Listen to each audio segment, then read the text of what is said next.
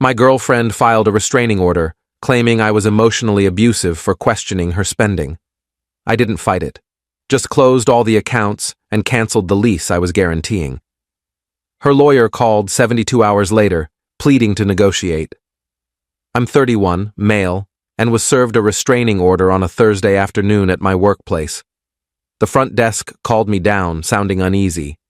A process server handed me the documents with practiced indifference. My girlfriend, Lila, 28, of 3 years, had filed an emergency protective order, alleging emotional and financial abuse. Her proof? Text messages where I asked why she spent $1,800 at a high-end store after claiming she was broke, and an email where I suggested we set a budget. I read it in the lobby. Her claim was that my text, "Hey, didn't you say you couldn't cover your car payment?" after spotting her with new designer boots, was controlling and emotionally manipulative. Her statement was wild. He tracks every purchase I make and grills me about money relentlessly, creating a toxic environment where I fear his reactions. Reality check. She had 4 credit cards in her name that I was paying off. Her apartment lease listed me as guarantor because her credit was terrible. Her car insurance was under my policy. I'd been covering her temporary expenses for 2 years, but apparently asking one question about her spending was abuse. The order demanded I stay 100 yards away, with no direct or indirect contact, effective immediately. I didn't argue, call, or text. I went back to my office, opened my banking apps, and got to work. Within an hour, I'd canceled all 4 credit cards. They were in her name, but I was making the payments, perfectly legal to stop. I removed her as an authorized driver from my insurance, contacted her apartment complex to withdraw as lease guarantor, 30 days notice required, stopped the automatic transfers I'd set up for her expenses, changed my Netflix, Hulu, Amazon Prime, and Paramount Plus passwords, removed her phone from my family plan, effective next billing cycle. The apartment situation was notable. I wasn't a tenant, just the guarantor. The property manager, Carla, was surprisingly cooperative. If you're stepping down as guarantor, she'll need to qualify independently or find a new guarantor within 30 days. What if she can't? She'll need to move out or face eviction. Perfect. I documented everything, saving confirmations to my personal email. Then I returned to work. Had a client meeting at 3 p.m., crushed it. That evening my phone was silent, unnervingly silent. The restraining order worked both ways. She couldn't contact me either. Update 1. Saturday morning, 8 a.m., my phone rings. Unknown number. It's a lawyer, Daniel Kessler. Mr. Carter, I represent Miss Lila Monroe. There's been a misunderstanding with the protective order. What misunderstanding? The order was clear. No contact. Yes, well, my client has encountered issues. Several of her financial accounts have been closed. I stopped making voluntary payments on her credit cards. Yes, but she depended on those payments. Then she should have considered that before filing a restraining order claiming I was abusive for questioning those payments. Silence. Mr. Carter, surely we can find a solution. My client is open to amending the order to allow financial discussions. No need. I'm fully complying with the order. No contact means no contact, including no financial support. But the lease. I've given proper notice to withdraw as guarantor. That's with the property management, not her. This is retaliatory. This is compliance. She said my financial involvement was abusive. I'm removing myself from the abusive situation. Isn't that what she wanted? He mumbled about bad faith and financial abuse. Daniel, she filed a legal document calling me abusive. I'm honoring her wishes by staying away entirely. Enjoy your weekend, I hung up. 20 minutes later, texts poured in from her friends. I didn't read them, just screenshot them. Violating a restraining order cuts both ways. They were contacting me on her behalf. Update 2. Monday morning brought chaos. First, an email from Daniel. A formal letter demanding I resume financial support during this transition period. My reply was short, Per the restraining order, I cannot have any contact or relationship with Ms. Monroe. Financial support would constitute a relationship. Please advise your client I'm fully complying with the court order. Then came the social media storm, not the typical kind. Lila's best friend Mia posted on Instagram, "When toxic men use money to control women after being called out for abuse, part financial abuse, part narcissistic manipulation." But Mia slipped up. She shared screenshots of Lila's texts to her. "He canceled everything. I can't even watch Hulu. I told you the restraining order would make him notice, but now he won't pay my cards. The lawyer says he's not legally obligated, so he can just stop." This backfired hard. Someone sent me the screenshots. I forwarded them to my lawyer, hired Saturday afternoon. The real fun came Tuesday evening. Carla from the apartment complex called. "Mr. Carter, I'm required to inform you that Miss Monroe hasn't provided alternative qualifications or a new guarantor. She has 23 days left. Please confirm my guarantee ends as scheduled." "It will, but she came in today with her mother." There was an incident. "Oh?" "Her mother, Mrs. Monroe, tried to forge your signature on a guarantee renewal form." I sat up. "Excuse me?" "We have cameras and your signature on file. It was clearly forged. We've referred it to our legal team and local police. Wow." Update 3. Lila's mother, Diane, tried contacting me via LinkedIn, professional platform not covered by the restraining order, apparently. Her message, "James, this is absurd. You and Lila had a minor disagreement and now you're ruining her life. Step up and fix this." I didn't reply, just screenshot it. My lawyer, Robert, different from any past stories, was thrilled. She filed a baseless restraining order. Her own texts prove it. Her mother attempted forgery. They're harassing you through third parties. We could countersue. Let's hold off. I want to see where this goes. Wednesday brought more escalation. Lila's car was repossessed. Not my doing. She hadn't made a payment in 4 months. She'd been using my money for car payments on other purchases. Without my transfers, she couldn't even make a partial payment to halt the repossession. Mia posted about it. Now he's taking her car. This is abuse. A commenter pointed out, if he's taking her car, doesn't that mean he was paying for it? How is stopping payment on someone else's car abuse? Mia deleted the post. Thursday, Lila's credit cards started declining. She'd maxed them out in 3 days of panic shopping, assuming I'd cave and pay them off like always. Daniel called again. "Mr. Carter, my client is willing to drop the restraining order." "I don't consent to that." "What?" "The order protects her, right?" "I don't want her to feel unsafe. It should stay in place. But you could agree to mutual dissolution." "Nah, I'm good." "I've adjusted to comply with the order. No need to change now. She'll be evicted." "That's unfortunate, but I can't be involved in her housing." That would violate the order he hung up on me. Update 4. The forgery charge became official. Diane Monroe was arrested at her Pilates class. Per the police report, public record, she'd tried forging my signature on multiple documents, not just the lease guarantee.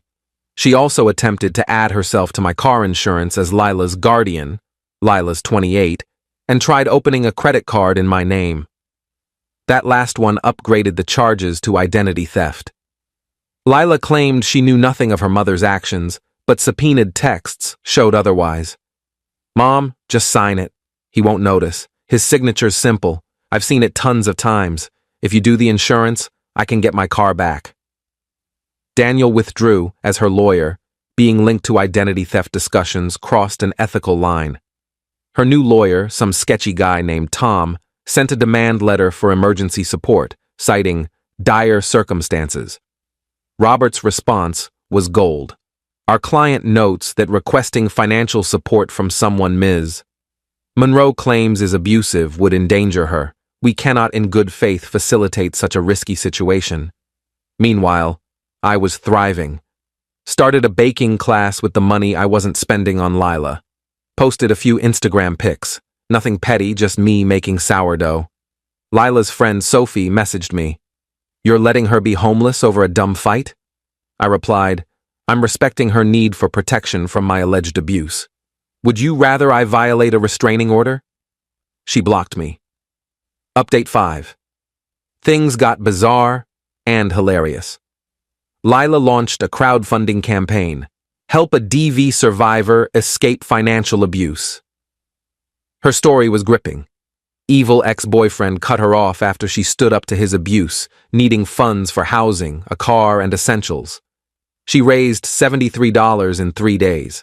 Then someone, not me, posted her social media history in the comments. Designer purses, lavish dinners, spa weekends, all from the past year with captions like, grateful for a man who treats me right, and when he surprises you with Gucci. The campaign was shut down for fraud. The best part?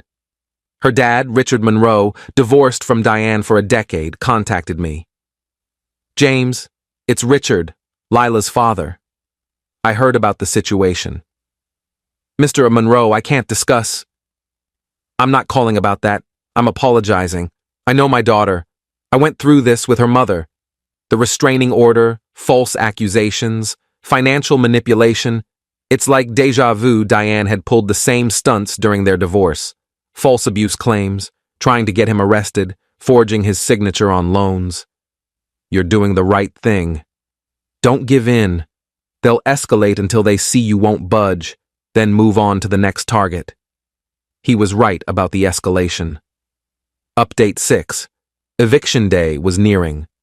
Lila was desperate and did something unexpected. She called my mother. My mom, Maria, is a gem but takes no nonsense. Per her, the conversation went, Lila, Mrs. Carter, James won't talk to me. Because you have a restraining order against him. It was a misunderstanding. You filed legal documents saying my son's abusive. I didn't mean it. Then you lied under oath. I know. He was being controlling by paying all your bills? Lila hung up. My mom called me laughing. That girl's something else.